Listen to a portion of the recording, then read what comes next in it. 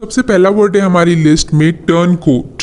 Turn coat का मतलब होता है दल बदलू या फिर विश्वासघाती, यानी जिस पर आप विश्वास नहीं कर सकते। एक टाइम में वो बोलेगा आपके साथ है, दूसरे टाइम में वो किसी और के साथ होगा, तो ऐसे लोगों को टर्न कोट बोला जाता है, यानी दल बदलू जो भरोसेमंद ना हो। इसके ऊपर एग्जाम्पल देखिए, everyone knew he is a turncoat. Everyone knew मतलब सब जानते थे कि वो एक दल बदलू है। He is a turncoat, वो विश्वासघाती है, उस पर विश्वास नहीं किया जा सकता, वो कभी भी अपनी बात से पलट सकता है। ओके, तो टर्न कोट एक नया वर्ड है, अच्छा वर्ड है, आप चाहें तो इसे अपनी लैंग्वेज में प्रैक्टिस कर सकते हैं। आगे बढ़ते हैं, देखते हैं नेक्स्ट वर्ड जो कि है फैटल। फैटल का मतलब होता है हानिकारक, घातक या फिर जानलेवा। फेटल, एग्जाम्पल देखिए इसके ऊपर, AIDS is a fatal disease. AIDS is a fatal disease, यानी एड्स एक घातक बीमारी है। एड्स एक घातक, एक फेटल डिसीज है। या सिंपली आप बोल सकते हो कि कोरोना एक फेटल डिसीज है, कोरोना एक फेटल वायरस है, राइट। तो फेटल मतलब हानिकारक, घातक या जिससे आपके जान जाने का खतरा हो, यानी जानलेवा। ओके, आगे बढ़ते हैं, देखते हैं नेक्स्ट वर्ड जो कि है एक्स्ट्रावेगेंट। एक्स्ट्रावेगेंट का मतलब होता है फिजूल खर्ची, यानी जहां जरूरत ना हो वहां भी आप खर्च करें तो उसे एक्स्ट्रावेगेंट बोलते हैं। तो एक्स्ट्रावेगेंट का मतलब फिजूल खर्ची भी होता है और फिजूल खर्च करने वाला इंसान भी होता है। जैसे अगर हम बोले कि यू आर एक्स्ट्रावेगेंट, तो मतलब आप खर्चीले व्यक्ति हैं, और किसी खर्चे को जो जरूरी ना हो उसे भी आप बोल सकते हैं it's extravagant to buy a luxurious car. तो एक्स्ट्रावेगेंट के दोनों मतलब होते हैं, फिजूल खर्च भी होता है और फिजूल खर्च करने वाला भी होता है। एक्स्ट्रावेगेंट के और मतलब होते हैं एक अनावश्यक, यानी अनइम्पॉर्टेंट, जो जरूरी ना हो, और इसका मतलब असाधारण भी होता है, यानी एक्स्ट्राऑर्डिनरी हो या किसी से अलग हो तो उसे भी हम एक्स्ट्रावेगेंट बोलते हैं। एग्जाम्पल देखिए इसके ऊपर, she is got very extravagant taste. She has got very extravagant taste, यानी उसकी पसंद बहुत खर्चीली है। आगे बढ़ते हैं, देखते हैं नेक्स्ट वर्ड जो कि है लेविश। लेविश का मतलब कुछ कुछ एक्स्ट्रावेगेंट जैसा ही होता है। लेविश का मतलब होता है ठाठदार, आलीशान, यानी बहुत भव्य हो कुछ, तो उसको हम लेविश बोलते हैं। इसका मतलब खर्चीला और अतिव्ययी भी होता है, यानी ज़्यादा खर्च करने वाला या खर्चीला, उसे हम लेविश बोलते हैं। एग्जाम्पल देखिए इसके ऊपर, they live a very lavish lifestyle. They live a very lavish lifestyle, यानी वो बहुत भव्य जीवन शैली जीते हैं, बहुत ठाठदार, आलीशान, एकदम एकदम बहुत अट्रैक्टिव लाइफस्टाइल, लग्जरियस लाइफस्टाइल को हम लेविश बोलते हैं। ओके, लेविश, ठाठदार या फिर आलीशान। आगे बढ़ते हैं, देखते हैं नेक्स्ट वर्ड जो कि है रीइंस्टेट। रीइंस्टेट का मतलब होता है बहाल करना या फिर से नियुक्त करना, यानी अगर कोई बॉस किसी एम्प्लॉय को निकाल दे और उसे वापस उसे रखना पड़े या रखे तो उसे हम बहाल करना बोलते हैं, यानी फिर से नियुक्त करना, फिर से ज्वाइन करवाना। ओके, एग्जाम्पल देखिए इसके ऊपर, the boss had to reinstate the employee. The boss had to reinstate the employee, यानी बॉस को कर्मचारी को बहाल करना पड़ा, यानी बॉस को कर्मचारी को अपनी नौकरी वापस उसे देनी पड़ी। ओके, आगे बढ़ते हैं, देखते हैं नेक्स्ट वर्ड जो कि है रिमॉर्स। रिमॉर्स का मतलब होता है पछतावा, पश्चाताप या फिर अफसोस। एग्जाम्पल देखिए इसके ऊपर, he was filled with remorse. He was filled with remorse, यानी वो पश्चाताप से भर उठा। He was full of remorse, वो पश्चाताप से भरा हुआ था। तो रिमॉर्स मतलब पछताना, पश्चाताप करना या फिर अफसोस। ओके, आगे बढ़ते हैं, देखते हैं नेक्स्ट वर्ड जो कि है सरकाज़्म। सरकाज़्म का मतलब होता है कटाक्ष, ताना या फिर व्यंग, यानी आप मजाकिया लहजे में किसी को कुछ टोक दें, कुछ ऐसा बुरा बोले जो सामने वाले को चुभ जाए, बट आप बोले मजाकिया अंदाज में, व्यंगपूर्ण तरीके से अगर आप कोई बात बोले जो कि एक्चुअली ताना हो तो उसे हम सरकाज़्म बोलते हैं। एग्जाम्पल देखिए इसके ऊपर, his sarcasm hurt her feelings. His sarcasm hurt her feelings, यानी उसका कटाक्ष या फिर उसका व्यंग उसकी भावनाओं को आहत करता है, यानी किसी ने अगर किसी को बहुत व्यंग मजाकिया लहजे में कुछ ऐसा बोल दिया हो जिसे वो जो उसे बुरा लग जाए तो उसे हम सरकाज़्म बोलते हैं। आगे बढ़ते हैं, देखते हैं नेक्स्ट वर्ड जो कि है मॉडेस्ट। मॉडेस्ट का मतलब होता है विनम्र, शालीन, सुशील या फिर दिखावा रहित, यानी एकदम सरल इंसान जो बिल्कुल भी शो ऑफ में या शोशा में बिलीव ना करता हो, उससे हम मॉडेस्ट बोलते हैं। एग्जाम्पल देखिए इसके ऊपर, he is a very modest person. बहुत सिंपल एग्जाम्पल है, he is a very modest person, यानी वो बहुत विनम्र इंसान है, यानी उसे ज़्यादा दिखावा पसंद नहीं है। या फिर सेकेंड एग्जाम्पल आप इसके ऊपर ऐसा बोल सकते हो, I like to live a modest lifestyle, यानी मुझे मॉडेस्ट लाइफ स्टाइल पसंद है। तो मॉडेस्ट का मतलब होता है एकदम दिखावा रहित, शालीन या फिर सुशील, विनम्र। ओके, आगे बढ़ते हैं, देखते हैं नेक्स्ट वर्ड जो कि है प्रॉम्प्ट। प्रॉम्प्ट का मतलब होता है तुरंत, शीघ्र या फिर फुर्तीला, यानी एकदम से अगर आप कुछ किसी को रिएक्ट करो तो आप बोलते हो कि उसने मुझे प्रॉम्प्ट या प्रॉम्प्टली रिएक्ट किया। तो प्रॉम्प्ट मतलब होता है तुरंत, शीघ्र या फिर फुर्तीला। एग्जाम्पल देखिए इसके ऊपर, I am looking forward to a prompt reply. I am looking forward to a prompt reply, यानी मैं शीघ्र उत्तर की, एकदम तुरंत उत्तर की या आंसर की प्रतीक्षा कर रहा हूं। आगे बढ़ते हैं, देखते हैं नेक्स्ट वर्ड जो कि है डिप्लोमेटिक। डिप्लोमेटिक का मतलब होता है राजनयिक, कूटनीतिज्ञ या फिर व्यवहार कुशल। यानी आप बोलचाल में से सुनते होगे ना कि कोई घुमा फिरा के कोई बात को बोले, ना हाँ बोले ना बोले, यानी एकदम कूटनीतिक तरीके से रिएक्ट करे, तो उसे हम बोलते हैं ना कि ज़्यादा डिप्लोमेटिक मत बनो। तो डिप्लोमेटिक का मतलब होता है फिर व्यवहार कुशल, सिंपली जो बहुत ज़्यादा एकदम इंटेलिजेंटली बिहेव करे, यानी किसी भी एक पक्ष में ना जाए, उसे हम डिप्लोमेटिक बोलते हैं। एग्जाम्पल देखिए इसके ऊपर, she is usually a calm and diplomatic woman. She is usually a calm and diplomatic woman, यानी वो आमतौर पर एक शांत और कूटनीतिक महिला है। कूटनीतिक मतलब जैसा मैंने आपको बताया कि कभी भी अपने आप को एकदम से अपने ओपिनियन को एक्सपोज कोई ना करे, घुमा फिरा के आंसर दे, तो उसे हम डिप्लोमेटिक होना बोलते हैं। आगे बढ़ते हैं, देखते हैं नेक्स्ट वर्ड जो कि है हसल। अब हसल का अगर आप डिक्शनरी में देखोगे मीनिंग तो आपको कुछ अलग ही मतलब मिलेगा, बट जो एक्चुअली बोलचाल में या स्पोकन लैंग्वेज में अगर यूज होता है हसल का मतलब, तो उसका मतलब होता है किसी भी काम को बहुत ऊर्जा, बहुत एनर्जी के साथ, एकदम एंथुसियास्टिक तरीके से करना, यानी बहुत एनर्जेटिक, पॉजिटिवली, बहुत डिलाइट वे में करना, उसे हम हसल करना बोलते हैं। ओके, हसल, जैसे अब बोलते हैं ना कीप हसलिंग, यानी एकदम अच्छे से खुश होकर एनर्जी से काम करते रहो, कीप हसलिंग। एग्जाम्पल देखिए हसल के ऊपर, come on guys let's hustle. Come on guys let's hustle, इसका मतलब चलो दोस्तों और एनर्जी के साथ काम करते हैं, यानी चलो हसल करते हैं। आगे बढ़ते हैं, देखते हैं नेक्स्ट वर्ड जो कि है ग्लटन। ग्लटन का मतलब होता है पेटू या फिर भुक्कड़, यानी किसी भी चीज़ को अति वे में करने की अर्ज होना ग्लटन कहलाता है। वैसे इसका पेटू और भुक्कड़ ही मीनिंग होता है, बट इसको हम अलग वे में भी ऐसे यूज कर सकते हैं, जैसे ही is a glutton for books, यानी वो किताबों के लिए भुक्कड़ है। अब भुक्कड़ तो हम उसके लिए वर्ड नहीं बोलते हैं, तो ग्लटन का मतलब आप ऐसे भी यूज कर सकते हो, यानी कि किसी भी चीज़ के लिए बहुत ज़्यादा ओवर चाहना रखना, उसके लिए ग्लटन वर्ड यूज होता है। और सिंपली पेटू के लिए भी यूज होता है, जैसे आप बोल सकते हो ही इज अ ग्लटन, यानी वो पेटू है, यानी बहुत खाता है। ओके, एग्जाम्पल देखिए इसके ऊपर, he was a glutton for hard work. He was a glutton for hard work, यानी वो कड़ी मेहनत के लिए भुक्कड़ था, मतलब वो बहुत ज़्यादा कड़ी मेहनत करना चाहता था, उसके लिए उसके अंदर बहुत अर्ज थी बहुत ज़्यादा मेहनत करने की, बुक्स के लिए या फिर किसी भी चीज़ के लिए आप ग्लटन ऐसे भी यूज़ कर सकते हो। और मैंने आपको बताया ग्लटन का मतलब पेटू तो होता ही है। ओके, आगे बढ़े, देखते हैं नेक्स्ट वर्ड जो कि है ड्वार्फ। ड्वार्फ का मतलब होता है बौना, वामन या फिर नाटा, यानी जिसकी हाइट बहुत कम हो उसे हम ड्वार्फ बोलते हैं। बहुत सारे लोग नहीं जानते हैं ये वर्ड, हालांकि मैं इसके पहले शायद एक वीडियो में बता चुकी हूँ, I don't remember exactly, but dwarf का मतलब होता है बौना या फिर नाटा। ओके, एग्जाम्पल देखिए इसके ऊपर, ही is a dwarf. He is a dwarf, यानी वो बौना है, यानी उसकी हाइट कम है। नेक्स्ट वर्ड है आइडेंटिकल। आइडेंटिकल का मतलब होता है बिल्कुल समान, एक जैसा या फिर समरूप, यानी जो एग्जैक्टली एक जैसा दिखे उसे हम बोलते हैं आइडेंटिकल। आप बोलते हो ना सिंपली ये आइडेंटिकल ट्विंस हैं।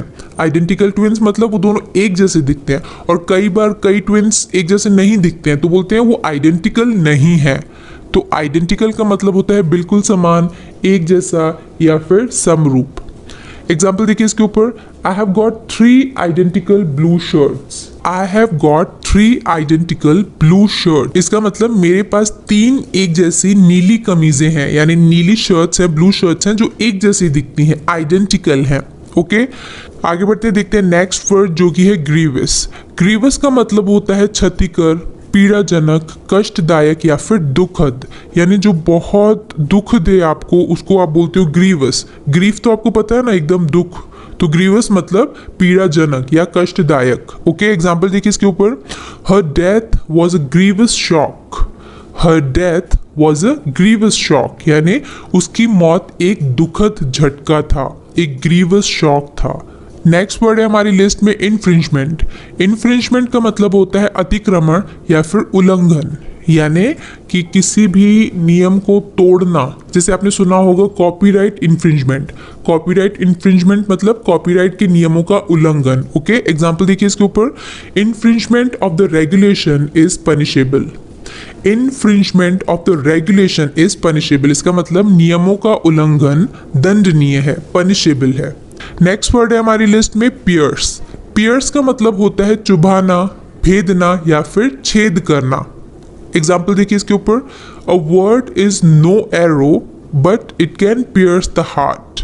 अ word is no arrow but it can pierce the heart, यानी एक शब्द कोई तीर नहीं है लेकिन ये दिल को छेद सकता है, उसमें भेद सकता है, वो चुभ सकता है बातों को। ठीक है, नेक्स्ट वर्ड है हमारी लिस्ट में पिटिएबल। पिटिएबल का मतलब होता है दयनीय या फिर दया का पात्र, यानी किसी की स्थिति देखकर आपको बहुत दया आ जाए तो आप बोल सकते हो he is very pitiable. Pitiable मतलब दयनीय या दया का पात्र। ओके, एग्जाम्पल देखिए इसके ऊपर, after the fire everything was in a pitiable state.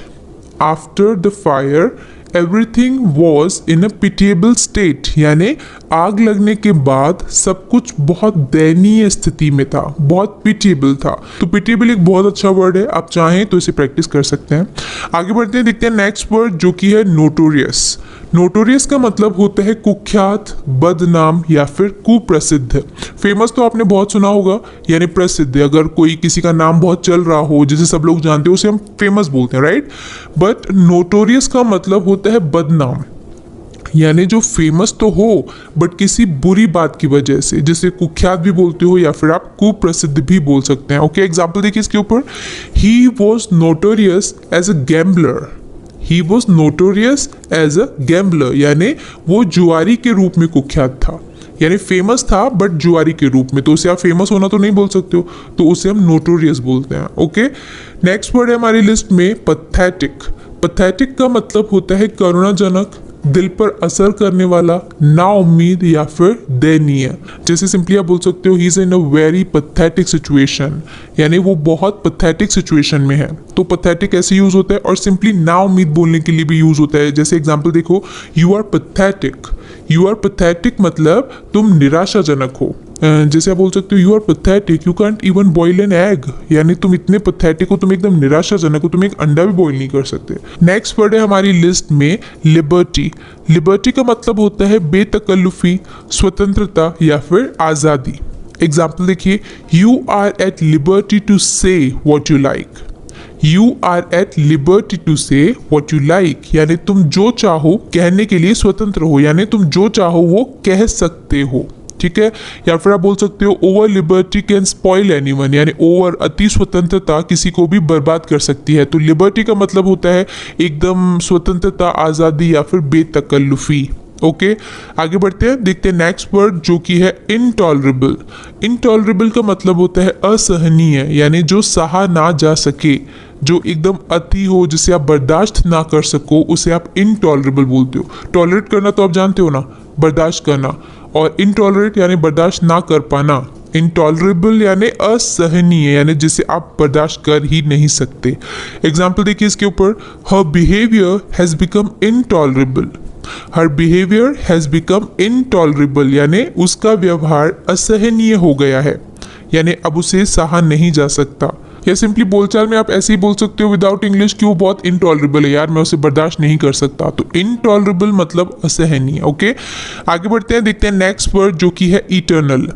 Eternal का मतलब होता है अविनाशी, अनश्वर या फिर जिसका नाश ना किया जा सके।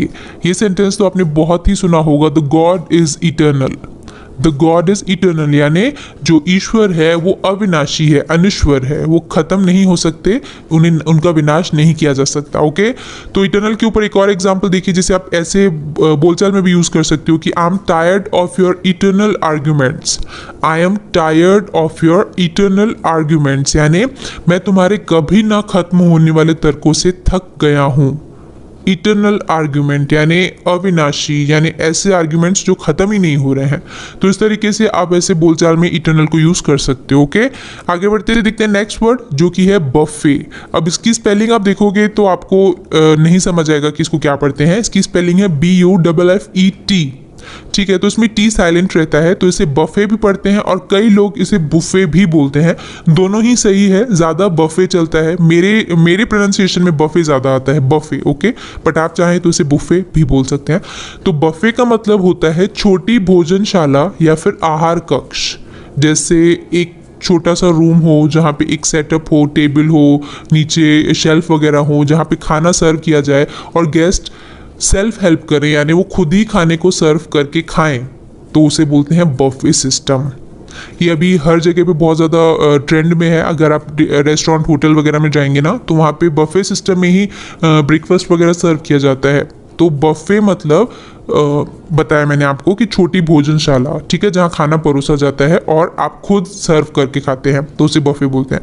एग्जाम्पल देखिए इसके ऊपर, the dinner will be served buffet style. The dinner will be served buffet style, यानी रात्रि भोजन को बफे शैली में परोसा जाएगा, बफे स्टाइल में परोसा जाएगा। अब आगे बढ़ते हैं और देखते हैं नेक्स्ट वर्ड जो कि है कंटेंटमेंट। कंटेंटमेंट का मतलब होता है संतोष, संतुष्टि या फिर तृप्ति, संतुष्टि, सेटिस्फैक्शन, कंटेनमेंट। एग्जाम्पल देखिए इसके ऊपर, I find contentment in living a simple life. I find contentment in living a simple life, यानी मुझे एकदम साधारण जिंदगी जीने में ही संतोष मिलता है। या सिंपली जैसे कोई बहुत परेशान हो और बाद में संतुष्ट हो जाए, शांत हो जाए, तो आप बोलते हो कि ही फाइनली फाउंड कंटेंटमेंट।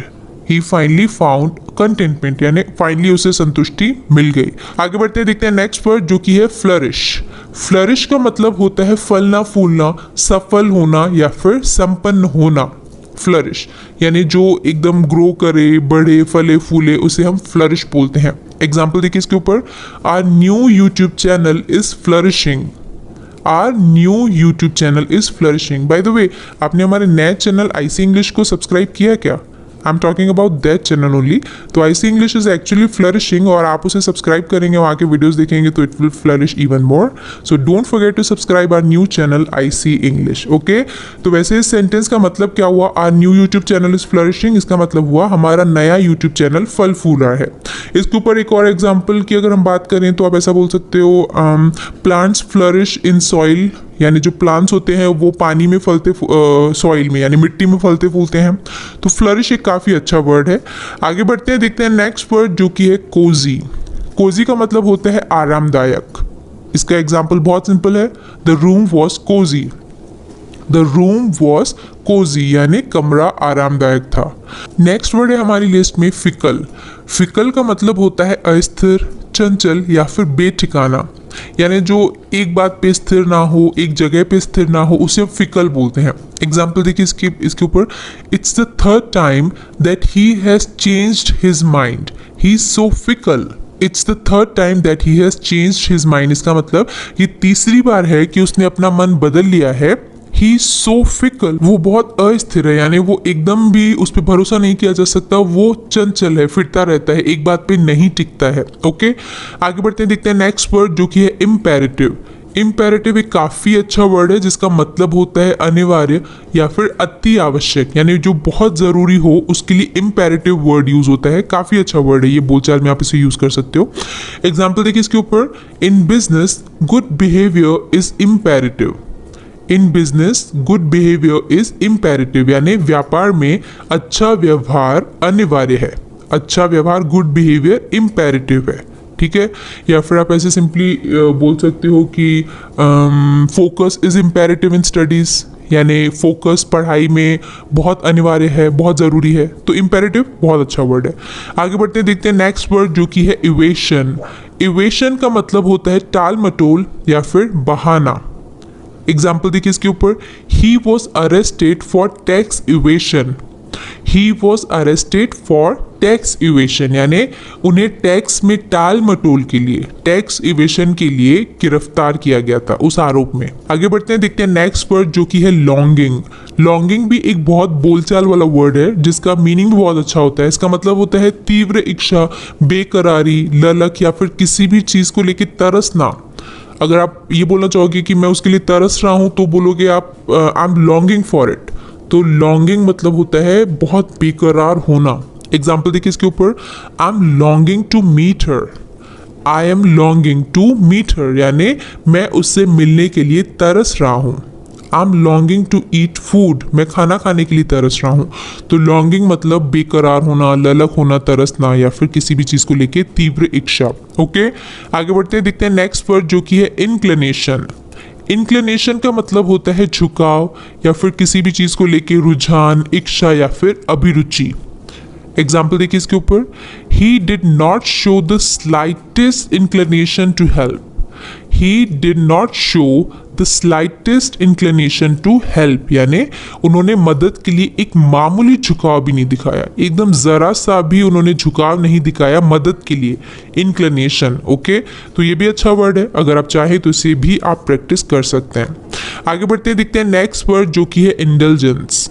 इंडल्जेंस का मतलब होता है आसक्ति या फिर लत, यानी किसी भी चीज़ को लेके आपकी बहुत अति पसंद होना या बहुत आदत होना, उसे आप लत बोलते हो ना, तो उसको आप इंग्लिश में इंडल्जेंस बोलते हो। एग्जाम्पल देखिए, chocolate is my only indulgence. Chocolate is my only indulgence का मतलब होता है चॉकलेट मेरी एकमात्र लत है, ये मेरा इकलौता इंडल्जेंस है। आगे बढ़ते हैं, देखते हैं नेक्स्ट वर्ड जो कि है अक्वेंटेंस। अक्वेंटेंस का मतलब होता है परिचय या फिर जान पहचान।